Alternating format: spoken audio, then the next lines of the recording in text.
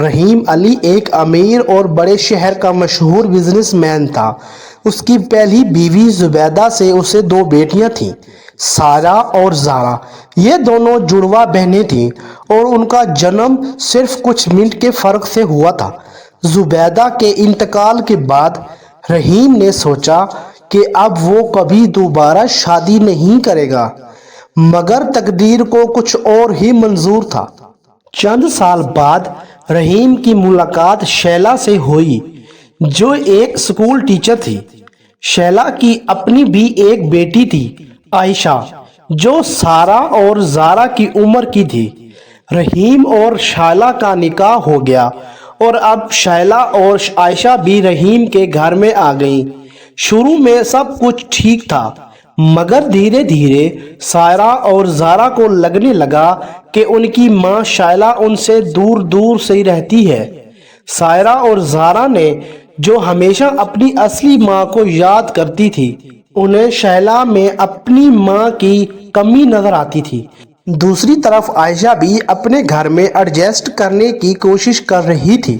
سارہ اور زارا کو لگتا تھا کہ شیلا اور عائشہ ان کی جگہ لینے کی کوشش کر رہی ہیں۔ یہ غلط فہمی دن بدن بڑھ رہی تھی اور گھر کا ماحول بگڑ رہا تھا۔ ایک دن شیلا نے سارہ اور زارا کو کچھ غلط فہمی کے چلتے ڈانٹ دیا۔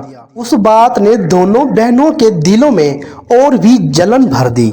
انہوں نے سوچا کہ شیلا ان کی دشمن ہے اور عائشہ کو ان کے باپ سے دور لے جانا چاہتی ہے۔ یہ سوچ ان کو اندھیروں میں لے جا رہی تھی۔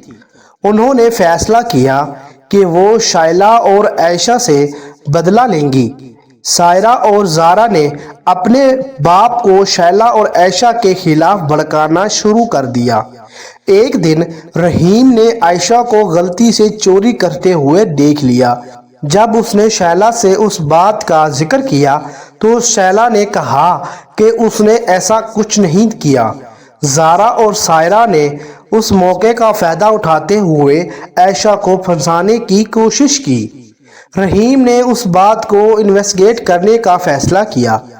اس نے گھر کے ہر کونے کو چھان مارا اور آخر کار اس نے کچھ چھپی ہوئی چیزیں دیکھی جو سارہ اور زارا نے چھپائی تھی۔ اس واقعے نے رحیم کو سچائی سے روبرو کر دیا۔ اس نے اپنی بیٹیوں کو سمجھایا اور انہیں سچائی بتائی۔ سارہ اور زارا کو اپنی غلطی کا احساس ہوا اور انہوں نے شیلا اور عائشہ سے معافی مانگی۔ گھر میں پھر سے خوشی اور پیار کا ماحول بن گیا۔ شیلا نے اپنے دل سے سارہ اور زارا کو معاف کر دیا اور انہیں اپنی بیٹیوں کی طرح پیار کرنا شروع کیا۔ عائشہ اور دونوں بہنوں کے درمیان بھی دوستی اور محبت بڑھ گئی۔ رحیم کا گھر ایک بار پھر سے پیار اور سمجھ سے بھر گیا۔ یہ کہانی اس بات کی گواہی دیتی ہے کہ غلط فہمیاں اگر وقت پر درست نہ کی جائیں تو رشتے خراب ہو سکتے ہیں، مگر پیار اور سمجھداری سے ہر مسئلے کا حل ہو سکتا ہے۔ رحیم کا گھر اب پھر سے ایک پیار اور محبت کا گھر بن گیا، جہاں ہر کوئی ایک دوسرے کی عزت کرتا تھا اور ایک دوسرے سے محبت بھی کرتا تھا۔ پیارے بچوں، یہ تھی آج کی کہانی۔ امید کرتا ہوں یہ کہانی سن کر آپ لوگوں کو بہت مزہ آیا ہوگا۔ اگر آپ لوگوں کو یہ کہانی اچھی لگی ہے تو اس کہانی کو لائک کریں، شیئر کریں اور ایسی مزے کی اینیمیٹڈ کہانیاں دیکھنے کے لیے اس چینل کو سبسکرائب کریں۔ ساتھ میں بیل آئیکن کو بھی پریس کر دیں تاکہ ہماری ہر آنے والی نیو کہانی آپ تک سب سے پہلے پہنچ سکے۔